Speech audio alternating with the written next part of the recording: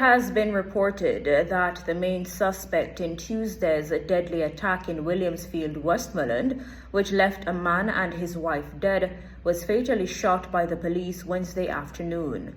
The suspect was shot dead during a reported shootout in Bluefields in the parish.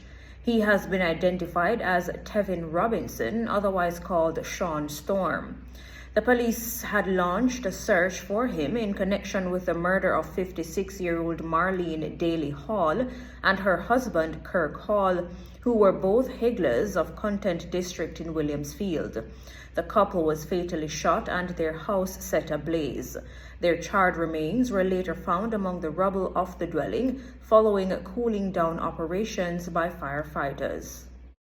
A policeman was shot and killed in Comfort, Manchester, Tuesday night. He has been identified as Detective Constable Mario Thomas. Police sources and relatives say Thomas was on interdiction due to an incident in Westmoreland.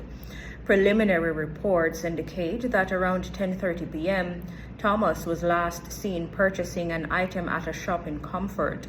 Shortly after, loud explosions were heard. Thomas's body was found Wednesday morning in the Breezy Hill district of Comfort with apparent gunshot wounds. His mother, Dallery Sr., said this was the third attempt on her son's life. In January, Thomas reportedly disarmed a man at a bar in Comfort. The man was fatally shot in the process. In December 2022, Thomas was taken into police custody following an armed robbery and double murder in Porus, Manchester. His mother said her son was wrongfully accused in that incident. A British woman reportedly committed suicide at the Negril police station in Westmoreland Tuesday morning. The woman has been identified as 57-year-old Justine Templeman, a resident of San Francisco in California, United States. She was vacationing at a hotel on Norman Manley Boulevard in the resort town. It is understood that the woman went for a swim and was not seen or heard from for a long while. Before going for the swim, she had expressed suicidal thoughts to a staff member at her hotel. That was about 7:30 p.m. on Monday. At 2 a.m. on Tuesday, Miss Templeman was seen naked and behaving boisterously at another hotel property. The police were called in. When they arrived, they gave her a robe, restrained her, and transported her to the Negril police station about 5 a.m.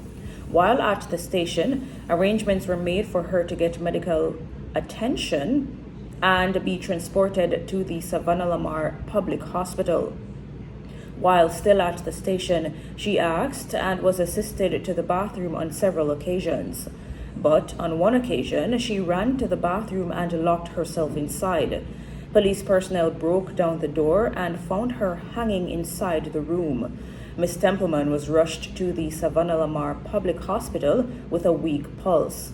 She was pronounced dead at about 11 a.m.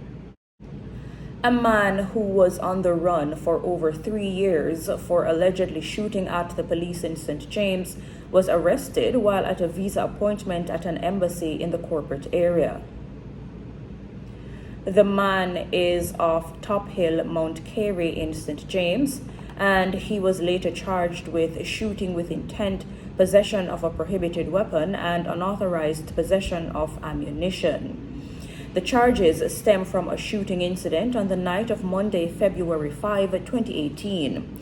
The police report that about 6:30 p.m., a team was on a patrol in Rentland, Mount Carey in St. James, when upon seeing the cops, the man reportedly opened gunfire at them before escaping in the area. Years later, on Monday, June 3, 2024, he turned up at an embassy in St. Andrew where he had applied for a visa. The police say checks made by the representatives revealed that he was listed among a group of wanted men in St. James. His application was denied and he was immediately arrested and later charged for the 2018 shooting incident. His court date is being finalized. The police in St. Anne have launched an investigation into the death of an educator in Bamboo District in the parish on Monday. He has been identified as 46-year-old Courtney Evans of Shelley Road in Bamboo. The police say about 6:40 p.m. on Sunday, Evans left his dwelling to do business in the community. He reportedly returned home with bloodied clothing, explaining that he fell from a tree. However, he reportedly refused to seek medical attention. It is reported that Evans retired to bed and was discovered unresponsive about 5 a.m. on Monday. The police were summoned, and it was observed that he had 2 wounds to the side of his face.